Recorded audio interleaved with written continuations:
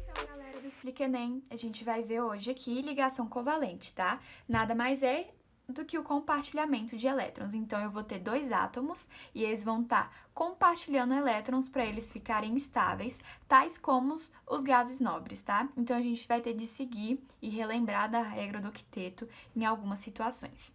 Então, sempre vai ser a união de ametais, tá bom? Então, a gente tem de lembrar aqui, ó, que ametal ele tem tendência de ganhar elétron e metal tem tendência de perder. Só que na ligação covalente, a gente vai observar e evidenciar apenas ametais, tá? E o hidrogênio, certinho? Beleza.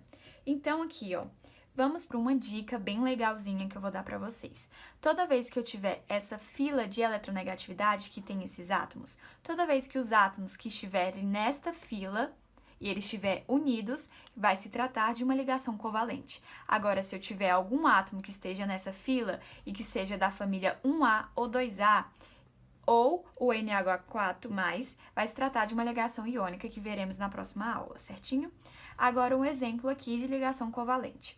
Temos a união de dois átomos de hidrogênio, certinho? Aqui eu fiz a distribuição eletrônica e eu evidenciei que ele tem um elétron na sua camada de valência. O hidrogênio, ele precisa de 2 elétrons para ficar estável. Por isso que ele está se ligando com um outro átomo de hidrogênio. Na fórmula eletrônica, isso aqui é bem mais claro pra gente. Aqui, esses dois pontinhos são elétrons e esse retângulo aqui está evidenciando o compartilhamento de elétrons.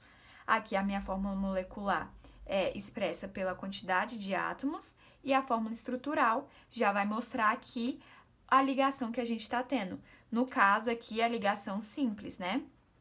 Ligação simples, que a gente vai ver que é a ligação sigma. Certinho? E o tipo de ligação aqui, que isso aqui é um bônusinho, que eu deixei claro aqui o spin para baixo e outro para cima, que é a ligação sigma novamente, e o tipo de ligação. Certinho? E é isso. Então, gente, vamos aqui para outro exemplo, tá? Eu tenho dois átomos de oxigênio, eles vão estar ligados entre si através da ligação covalente, certo? Aqui eu fiz a distribuição eletrônica e eu evidenciei que ele tem 6 elétrons na camada de valência. Lembrando aqui, ó, camada de valência nada mais é do que a camada de distribuição eletrônica de um átomo, beleza? Voltamos. Na fórmula eletrônica, é sempre mais fácil de você representar a quantidade de elétrons que o átomo tem, tá?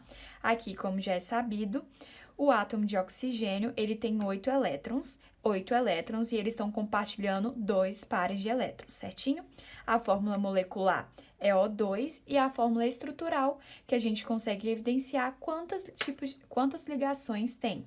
No caso aqui, a gente tem 2 ligações, certinho? Ok, vamos para um outro exemplo.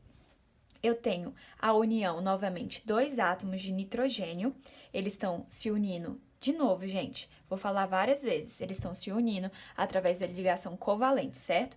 Tenho a distribuição eletrônica aqui, e eu consegui ver que aqui na sua camada ele tem quantos elétrons? 5 elétrons.